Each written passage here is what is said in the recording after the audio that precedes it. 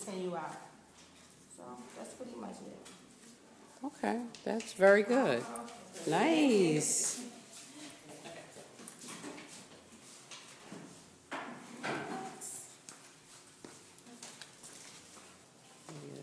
My name is Dina.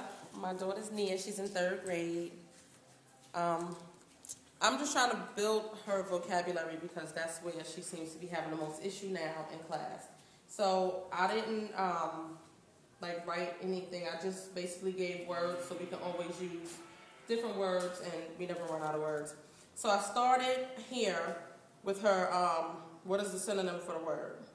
So you use a word in a sentence, and then as she goes around and she spins this, she has 1 through 4 spins, so she can basically go all the way around. It's not necessarily an order, but once she gets to the end, we have to put the story together, and of course I will help her put the story together and put it in order. But it place your main character in the setting, add minor characters to your setting, and I think I wrote something wrong. Give your story a theme, telling about your characters.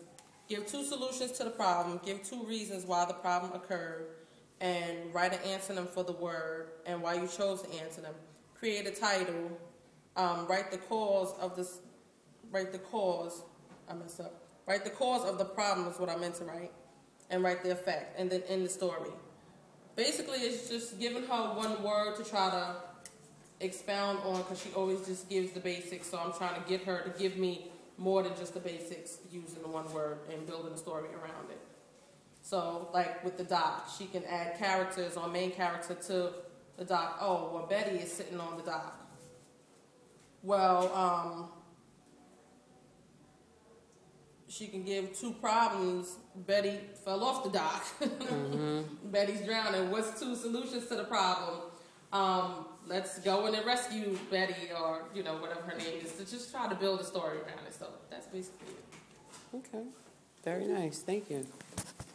Next.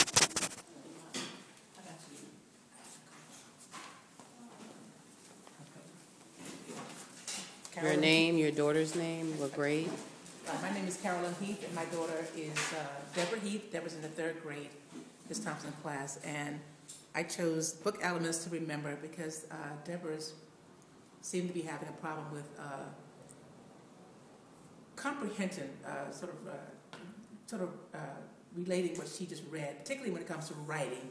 She tends to give you just enough to get by versus, going into detail and telling us what the story is really about. She seems to think that I read the story, or we should just know what the story is about after she read it. So I wanted to use, I want her to start being able to, when she reads the story, when she writes the story, to kind of sort of sequence it the way we were taught today. The title of the book, the main characters, what's the plot, what is the solution, what happened during the story. Pull those details out and put them on the paper rather than saying, he lost his dog and he went to find it. So I'm looking for her to develop to read the book and be able to develop the story on the paper, from book to paper. She's a good reader, but she just doesn't like to write about it. So, and I wanted to use this word onomatopoeia because another thing that she likes to do is that she really likes to, if I ask her to describe something in a sound, she's really good at, very animated at doing that, showing me how it sounds, showing me what they did, how they walked. She sort of makes it up in her head. So I'll use this word onomatopoeia to describe to me what she heard, what she thinks it sounds like, how will the cat meow. So if I do that for her, then she gets really involved in it and wants to tell me more and more. So I'll be using that word from now on. Very good. Okay. Thank you. Next.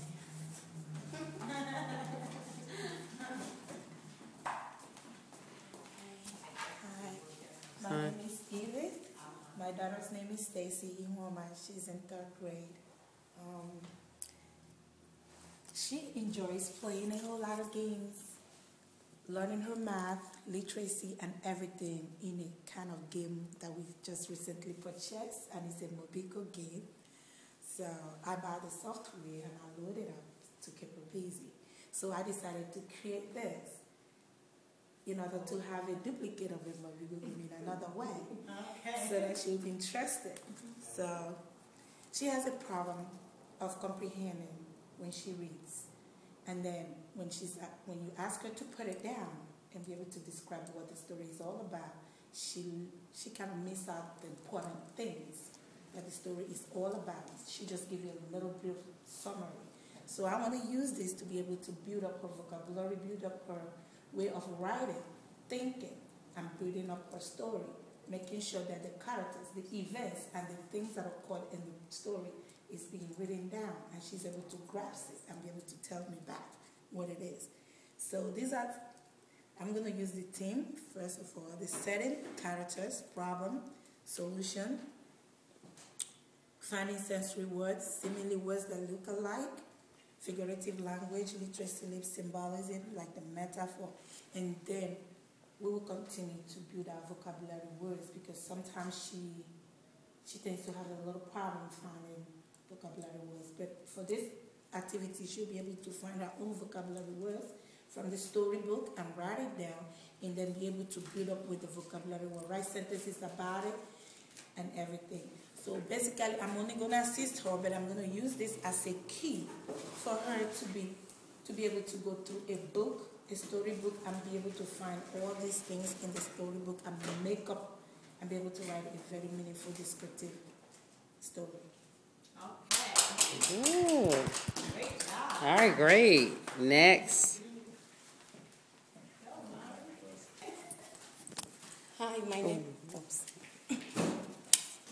is Kirita Onkaise. I'm Michael Agaji's mom. He's in 3rd grade. My game is called Book Report. Why I did this is Michael have problems with summarizing whatever he's reading. And when he reads a book, he can give you just 2 lines, and that's the song. So I try to put a whole lot of things so that he will be able to develop, to start reading, to start putting details when he